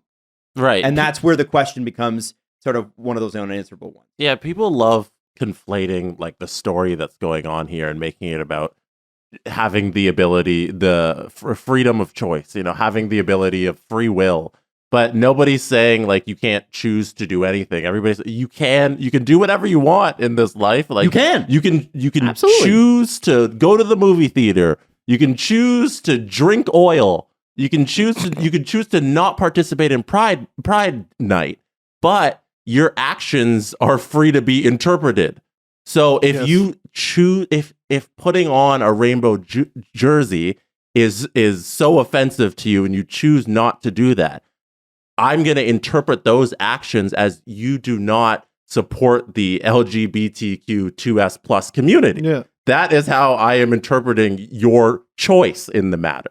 Because you don't choose to be gay. Yeah. Like they didn't choose to be a part of that community, and you do not support just who they are by showing just allyship and putting on a jersey And saying, you're welcome here. Hey, your community has been downtrodden for a long time, and you've had to fear violence and discrimination at a disproportionate rate, and we just want you to know there's going to be none of that here, and you're welcome here. Oh no, I can't wear that. And that's Steve, if you have a problem if with it. you were hosting spaghetti night at the Steve Dangle Memorial Arena, and I said, you know what, I don't want to put on a jersey because I live a carb-free lifestyle. I just don't have spaghetti in my life. It's just not something. How would you interpret that? Would you say, oh, Jesse definitely likes spaghetti, he doesn't want to wear the jersey? Or would you say, Jesse probably doesn't like spaghetti? No, Jesse is just practicing his freedom to not eat spaghetti. He's staying true to himself. Yeah. I don't want to get stuck on this. We did go at it last. No, the logical conclusion is that I don't like spaghetti. Yes, it is. It is. The conclusion I came to is Provorov doesn't like spaghetti. And someone very high up in the Rangers organization doesn't like spaghetti. Right. And I'm not talking about spaghetti. Or at very least doesn't believe it's important enough to recognize. And I think, and I'm not talking about spaghetti here. And I think this is like, they were worried about a PR nightmare a la the Philadelphia Flyers. They got one worse. Oh, yeah. And the players are not to blame here. They didn't get enough of one. You don't think so? Molly was leading the charge and she was kind of alone, and it's really disappointing. Yeah, Okay. there have been a lot of people who've ducked out of the conversation. Yeah. Yes, that's true. Not Because good. And you know Yeah. what? The conversation sucks and it's hard, and you get a bunch of, and I'm going to guarantee you, we're all going to get a bunch of shitty DMs after this. I got horrible things said to me the last week. I don't give a but fuck. But Steve, Oh my let me finish the God. point. It's not about caring. Sorry. I am not. Yeah, I know. But what I'm saying is, imagine the people that are in these communities and what they get. Right? Mm-hmm. You don't want to deal with I it. know. Imagine what they have to deal with. I know. That's my point. So we'll leave it there. I'm so sorry you have to deal with this. Yes. I am. Yep. I'm so Alex Seixeiro, a guy who we've all worked with. If you grew up and you listen to sports in Toronto, Alex Seixeiro, obviously brother of Sid, but also a extremely successful. No, Sid's his brother. Yes, that's true. When I was an intern there, I didn't know there was another Sid. Or I didn't know there was another Seixeiro. Yes. If you're not from the Toronto area. Yeah, so Alex is a very, very successful reporter, sportscaster in his own right. And here's what he had to say today. So we want to shout out because Alex has always been amazing to us. He said, you may have noticed that I've been away from Twitter and off the air for several months. I've been dealing with a health issue, testicular cancer. This thread is meant to highlight the importance of taking care of yourself, especially us men. And he goes in to talk about how he was diagnosed in 2022. And kind of the whole, I won't read the whole thread. I encourage you to reach out. He said, I couldn't have gotten through this without you. Thank you to my wife, my kids, my family for all the amazing support around this time. And the special thanks to the incredible broadcasters who covered the desk while I was away. I can't wait to return this afternoon. So definitely just a reminder too, guys, Alex is not an old man, not much older than us. If he's not the same age, go get checked. Phil Kessel, 19. Yeah. Check your gear. Yeah. Check your gear. If something is odd and also consistently odd, check your gear. There's no stupid question to ask a doctor. There isn't. They've heard it all. Yeah. What's the dumbest one you got? They've heard something 5 times as dumb. Right. And that question was also valid because, for every dumb question you get a perfectly logical answer to, it just puts your mind at ease, Right. So it's okay to go to the doctor for nothing. It's okay. Yeah, it is okay. It's okay to go to the doctor for, that's what, hopefully you go to the doctor for every time. Yeah. Nothing.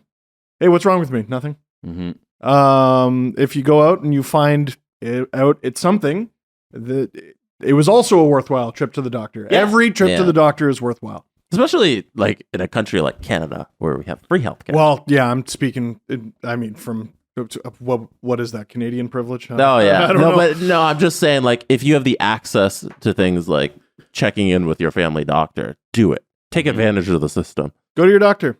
Dude, it was great when I went the other day. I'm not feeling well. And took a look, and she's like, I can see that.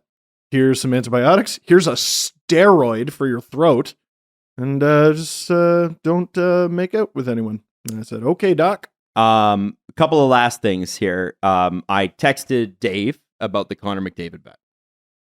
Holy smokes, that was fast. It's up. You're joking. It's up. What is the bet? So, okay, because they took it more, they did it a way better job of it than we did. So you can pick less than 50 goals for Connor McDavid, 50 to 55 goals, 56 to 60, 61 to 65, 65 to 70, and more than 70 goals. Now, you said more than 70 goals, Steve, so we'll work backwards. If you put a $2 bet on that, yeah, that's it's 4.36 times your money. 4.5 times your money, basically. But the next two are the most fascinating ones because they pay the least. 61 to 65 and 65 to 70 pay 3.5 times because it seems like those are the most likely to happen, right? He's probably going to get over 60, but pushing 70 that's a wild number. But odds are he's going to crush 60. Yes. From the odds. Odds are. That's banana sandwich. Now, if you want to get silly, you can get 7 times if you say less than 50 goals on a $2, right? Like if you're Toonie Steve. Right. But then a 50 to 55 will pay 5. Again, very high because what's the likelihood that he only stays between 50 and 55? Or 56 to 60, it goes down half a point to 4.5. Less than 50 goals, so you think he's going to score a maximum of 8 goals for the rest of the season. Yeah, come on, man. By the way, you can find that in the Dangles Doozies section. You can download the Sports Interaction app on the QR code here. So it's pretty wild. Pretty wild that's where it's going to be. It's actually under NHL props. Oh, is it? Yes. No, it should be under Dangles Doozies. Well, I'm sure. I want credit. I want credit for a bet we didn't do. This is under Dangle's doozies. You can still take William Nylander, Leafs top goal scorer, and yes, is more than 2-1. Is he still? He must be. He is still leading it. And Matthews being out 3 weeks. You put $2 on that, you get $4.50 back. You make I already have. Not bad. Oh, you already have $2 on that? I already have. Yeah. Okay. There's a few where I just made a donation, like Sheldon Keefe winning the Jack Adams. There's a donation, but hopefully I went on the Willie one. It's very weird to be like, hey, can you make this prop bet? And then they make it, and then I bet on it, and it's like, I lost. That is. Did you bet on Leafs second round? That's also under Dangle's doozies. I think I did. Oh yeah. Yeah. I mean, because why not? Why not? That's not a donation. You stop that. And then the last thing, Jesse, I sent you a video. Mm-hmm. And this is hilarious. And I want to thank Ian Olin from Russian Machine for this one, who dug it up. So the Hershey Bears, they do a huge teddy bear toss. Now, the goal this year, Stephen, the goal this year was when they score their first goal, teddy bear toss, right? That's what you do. Obviously.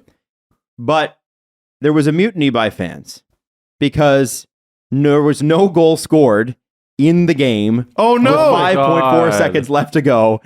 And so they threw the teddy bears anyway, and the officials had to end the game. Has that ever happened? I don't know. But Where a team doesn't score on teddy bear toss It night? must Isn't that have. crazy? Look, the arena is full of people, and it's 2 decks. It's Oh huge. my god! I love that it started with one person who's, you know what? Yeah. And that takes forever to clean up. I've told the story a few times. When I was with the Mississauga Steelheads, I got to be there for a teddy bear toss. And yeah, the game shuts down for like at least half an hour. Wow. They just bring cars onto the ice, like trucks, full-blown trucks. I've never heard of that. A team not scoring on teddy bear toss. Yeah, there's a few teams that take it very seriously. The London Knights have a notoriously big one, and the Hershey Bears, who are always like one of the best attended AHL arenas. And I mean, they're called the Bears. Teddy bear toss, right? So people take it to heart. That's great. I bet Mitch Marner had a hat trick on every teddy bear toss game in London. That'd be so Mitch, right? It's like his next generation game, but in junior. Yes. Except in junior. That's on brand. What did he do? Explain for anybody that doesn't know that. What?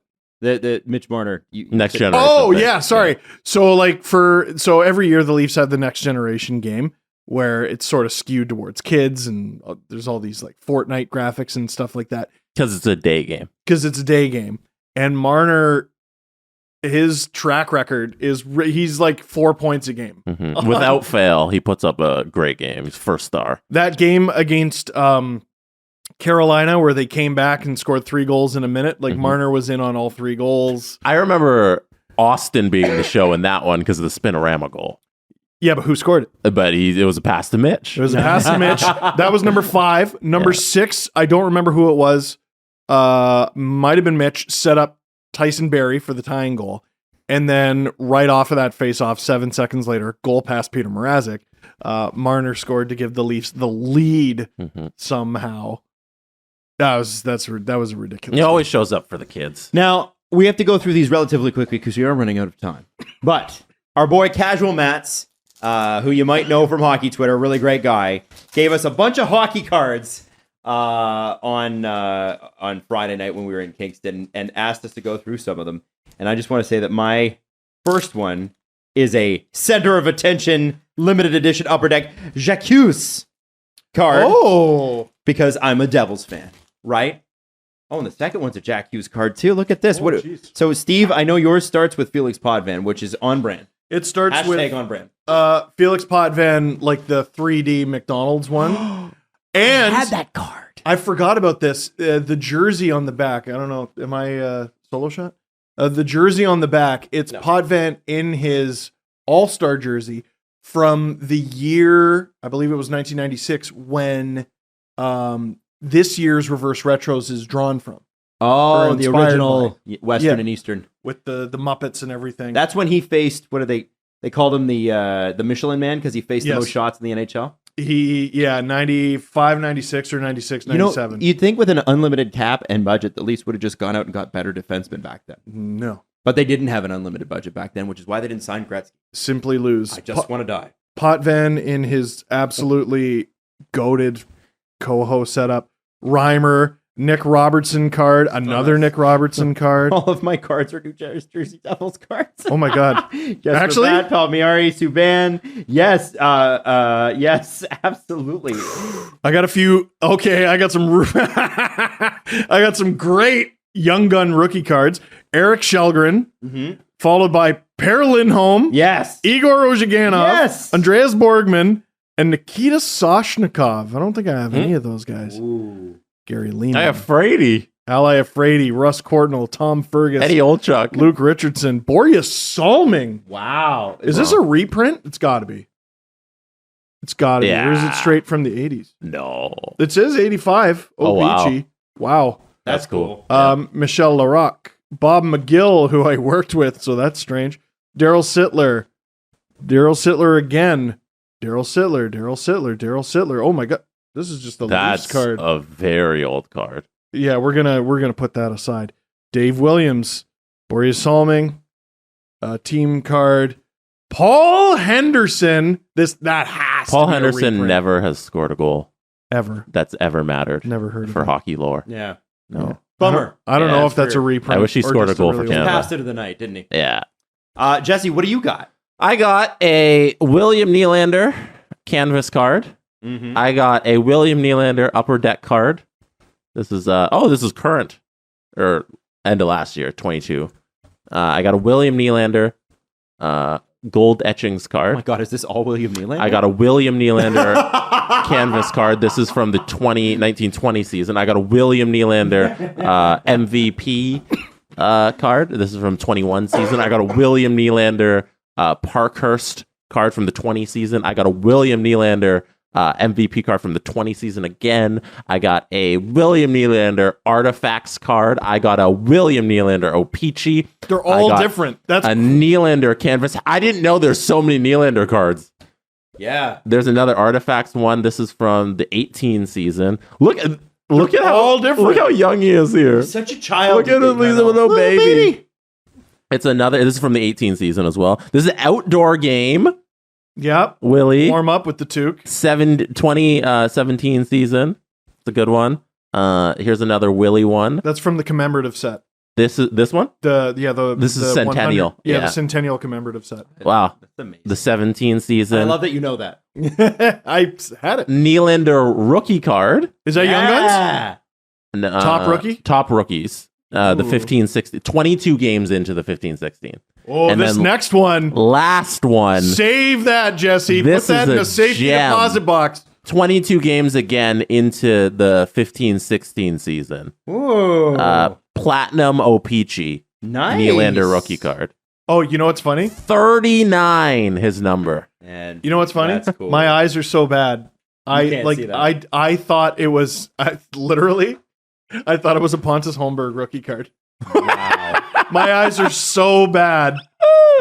I forgot he was 39 briefly. He was 62 with the Marlies. He got called up and was 39. Mm-hmm. Then he was 29 before being 88. The 29 era was a good era. Yeah. He's got to have the record for most numbers Changed. with the same team Yeah. Why did he switch back? without getting Why did he traded. switch to 88? He always wanted 88, I'm pretty sure. And they just wouldn't let But him have it. as And Lou wouldn't let him. Lou came in and gave him 29 or something. I think that's the story. It's such a fart number too. No, 29, He was being one of those GMs who's like, you're not allowed to have a high number. or fun. unless you're like the star, you know. But then they signed John Tavares, and he's like, "Can I be 88?" And I Do think GMs really give a shit about that? Burke did. Why? He Let players pick because a number. Who Mikhail cares? Grabowski was very briefly 54 because 84 was that's you can't do that. Wow. Yeah, Beyond stupid. Huh? What possible performance can that add to your game? Is it going to make you a better player? Well, Don't waste your time. 8 is more aerodynamic than 5. You know what? That's true. Not a lot of edges. So listen, we'll wrap it up there, and we will do questions next time because we're running a little bit late here. Bachelor bios? Bachelor Biles next time. Finish them We up have to. next time, yeah. Yeah. I just had a heart attack. I was like, "There's no way." I thought today was going to be a shorter show. It's not. Ha ha. Ha ha. And Wednesday will be long, and Friday too. Anyway, we hope you have a fantastic one. Brand new CJ show. It's trade season, baby. Get into it. He's going to have so much stuff, and that's out today too. The Steve Dangle Podcast. Powered by Sports Interaction, Canada's Sportsbook. Follow the guys on Twitter at Steve_Dangle, at Adam WYLDE, and at Jesse Blake. Connection complete.